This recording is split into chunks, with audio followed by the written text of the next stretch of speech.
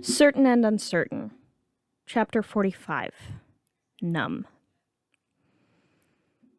When Grandpa Max shook his head at Kevin's question, Gwen held back a sob.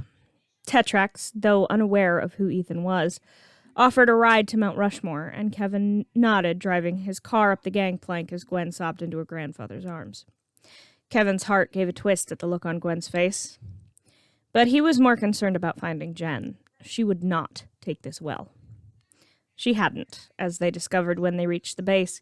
She'd run all the way to Keystone as Accelerate and attacked Pierce when he tried to stop her from seeing the bodies.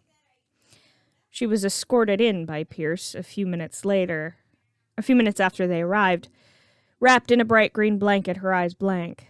She just stared ahead of her. Pierce sat her down in a chair and Max stepped over to her, kneeling down in front of his granddaughter. He was talking to her, softly, trying to get her to respond. It only took a few minutes for Gwen to join him. Kevin frowned, unsure of what to do. Tetrax tapped him on the shoulder. "Who was this, Ethan?" He was keeping his voice low so the Tennysons couldn't hear him. "He was her fiancé." Tetrax's eyes went wide. He glanced over at Jen, who was crying silently, like she didn't even notice she was doing it. Kevin shook his head. "They didn't want a lot of people to know until they made it official, but Jen trusts you. She doesn't just forgive anyone for shattering her." Tetrax flinched. Max had managed to get Jen to look at him in the face. She blinked, as if just now realizing he was even there. She sniffled, seeming to just now realize that she was crying. And with that realization came the shattering of whatever force had held her together. She wailed in despair and threw herself into her grandfather's arms. She sobbed into his shirt with abandon, and Kevin glanced around. "All right, out." He pushed Tetrax and the onlooking medics out of the room, Pierce getting the idea after a moment and helping him get everyone not named Tennyson out of the room. They stood sentinel outside the door, through which they could still hear Jen howling in anguish and sorrow. Kevin looked Pierce up and down. "You okay?" Pierce looked at him. He looked back at his shoes. "I don't think so. I mean, I didn't know him like you guys did, but when we got the call, I couldn't believe my ears that something so simple could be how it happened." Kevin nodded. He'd seen death before. He'd lost his father at an early age, lived on the streets of New York for a good chunk of his childhood, and spent the rest in the null void. He knew death. He had long ago learned how to deal with it, but the Tennysons, despite their experience and with the exception of Max, had been protected from that sort of thing. To face the person you love and know they were never coming back, it wasn't something easy. Kevin closed his eyes as the sobbing from the room continued.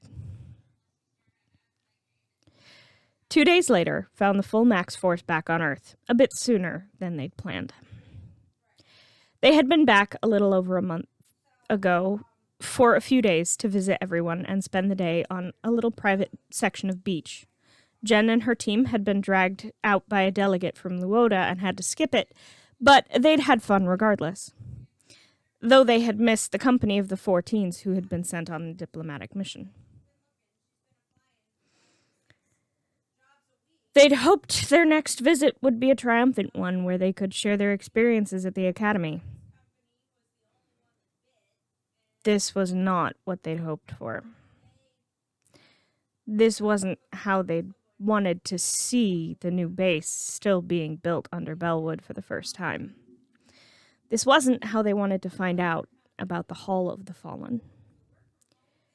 The Hall of the Fallen was a small section of the base set off to the side, away from where they were still building, far away from the holding cells. Every plumber base had one. It was customary, and each base had different names engraved on its walls in this hall. Ethan and Victor were the first to have their names chiseled here in the new Bellwood base.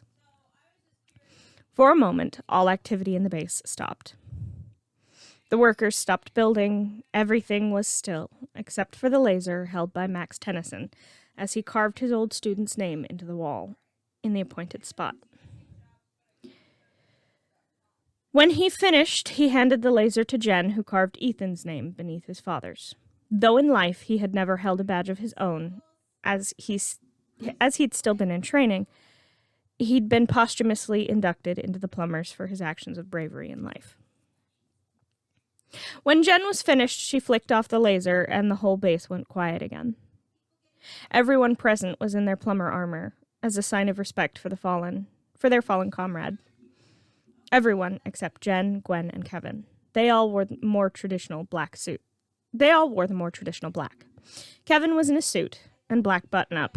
Gwen was in a black blouse and skirt, her hair tied back with a black band. Jen was in a black dress, the sleeves only reaching her elbows. She was still wearing the ring Ethan had given her, though no longer on her finger. Instead, it hung from a silver chain around her neck. There were dark circles under her eyes again. Max stepped forward as the silence stretched on. Victor Validus was one of the best scientists I ever knew. He knew how to spot a threat, even when no one else saw it. Though we had our differences, he was one of the best plumbers I ever trained. He will be sorely missed. Max laid his hand on Jen's shoulder. She nodded and stepped forward. She took a breath. Ethan was one of the bravest people I knew. Her voice was hoarse and ragged from crying and screaming to an uncaring world. Her toxic green eyes were fixed on the ground, as though if she made eye contact with anyone, she would break again. He faced world-ending threats with me and made it through to the other side. He was my teammate and one of my closest friends, but he was more than that. I loved him. If it hadn't been such a somber occasion, Kevin was certain there would be murmurings through the small crowd of plumbers. Jen's hand wandered to the ring on the chain around her neck. He was taken from us before his time. Her voice cracked and she stopped talking. Taking this as his cue, Pierce stepped forward, handing Max one plumber's badge. It was traditional that the next of kin got the badges after the death of the plumber. But Ethan and Victor had been all the small family consisted of. So instead, they went to those closest to them. Pierce handed Jen the second badge and stepped back as Jen and Max joined the crowd. Another moment of silence fell before the crowd began to disperse. Kevin held Gwen as she cried. Then he looked up and frowned. Where's Jen? Gwen shot up from her spot in his arms. We need to find her. But by the time they reached the hangar where the cars and spacecraft were parked, they were too late. Kevin's car was already peeling out and racing off out of the base, Jen alone behind the wheel.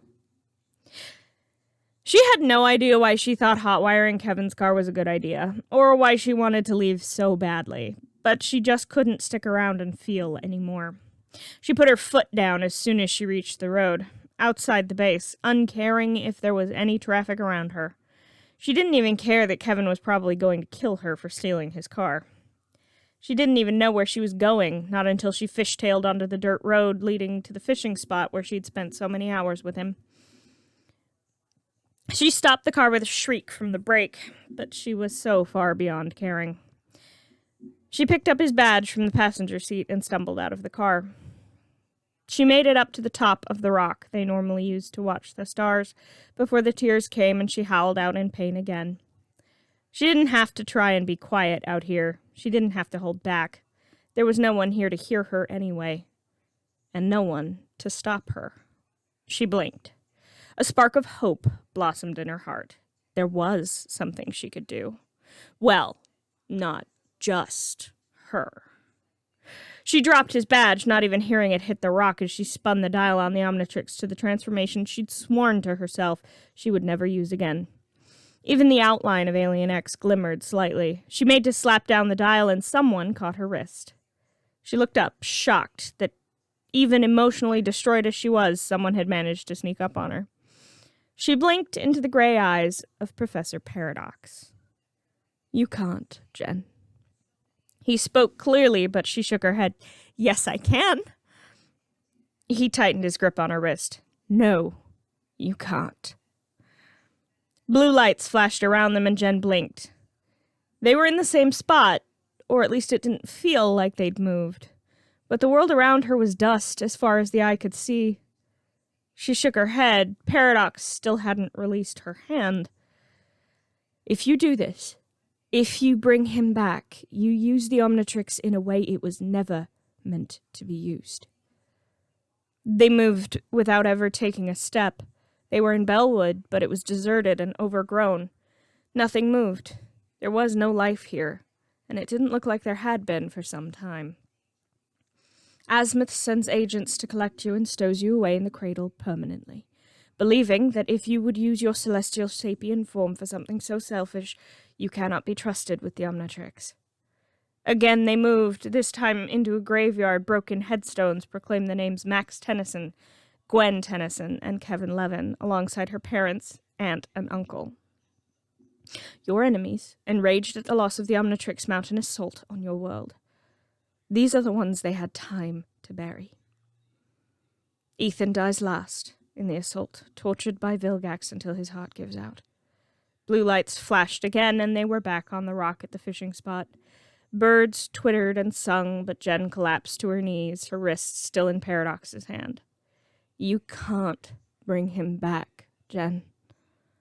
I have seen everyone I love die and turn to dust in their time. I know how hard it is, but if you save him, you rain devastation down on your world and countless others. Jen's whole body shook as she sobbed. Paradox knelt in front of her, and she shoved him away. She curled up, pulling her knees to her chest, and cried. Paradox sat down next to her. It took her a long time to speak. When she did, it was almost too quiet for him to hear. I should have been here. I could have saved him. She sobbed again. Paradox reached out and gently tilted her chin up. Even you can't save everyone. Fresh tears spilled down her cheeks, and she buried her head back in her knees. It took Kevin and Gwen a few hours to track Jen down.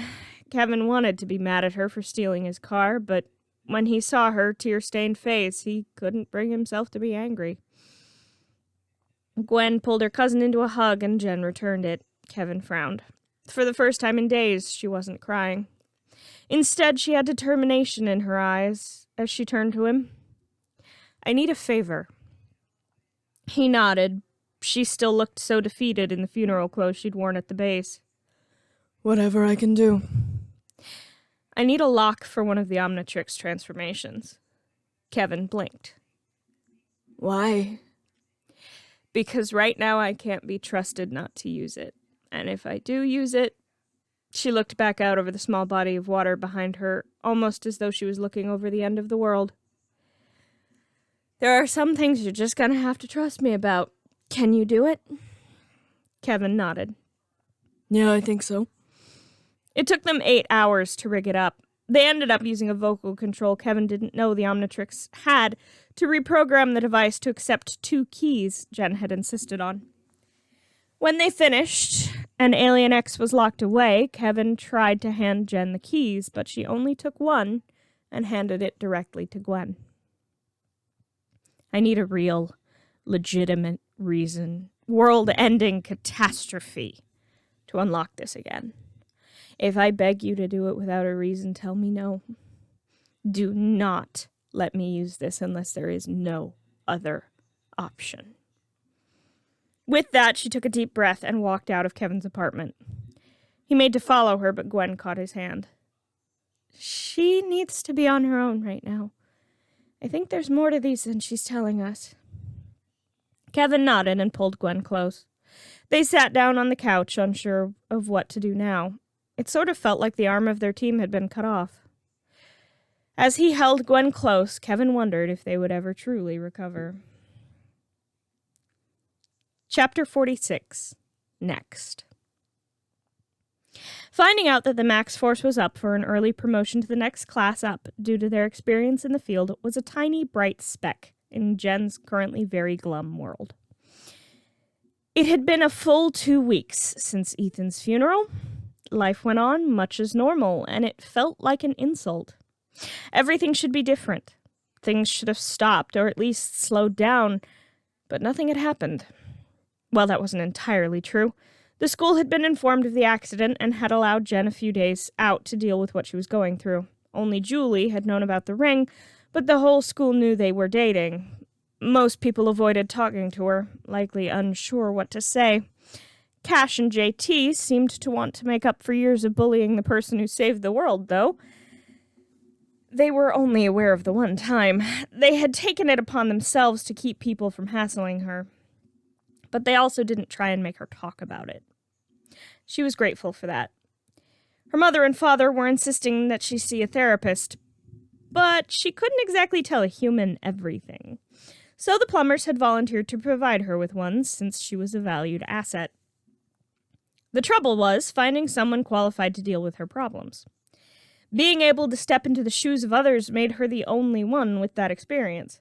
In the end, they decided that a familiar face would be best, and assigned her to her first cousin once removed, in law, Camille Mann Tennyson.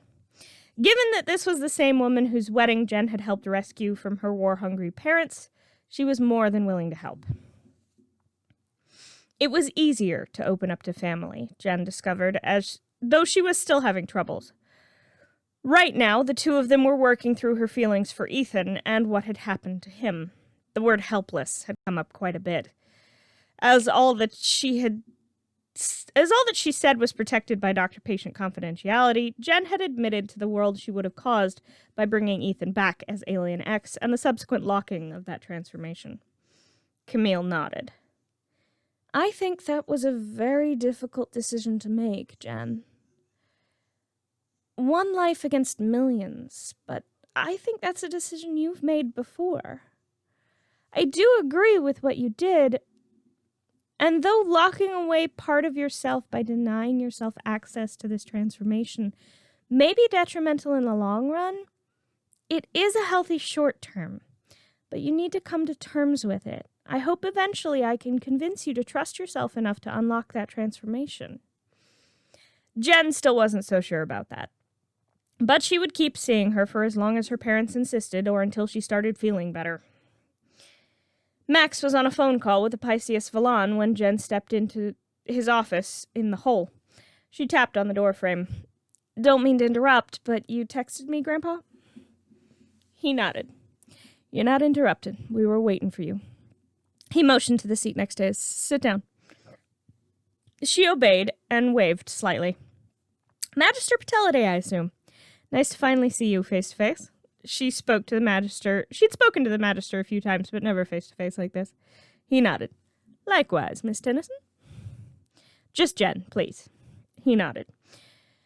Well, Jen, your grandpa here thinks you might be up for a bit of mischief. Your buddies in the Max Force are up for an evaluative promotion to the next class on merit, and their performance so far in the academy. But we need to make them think they're in a situation that's less than great, if you catch my meaning. Downright dangerous if we can manage it. With no backup. We need to see what they'll do against a much stronger opponent. Someone they believe can't be beaten. Jen glanced up at her grandfather. And I'm the one that popped to mind? Max nodded.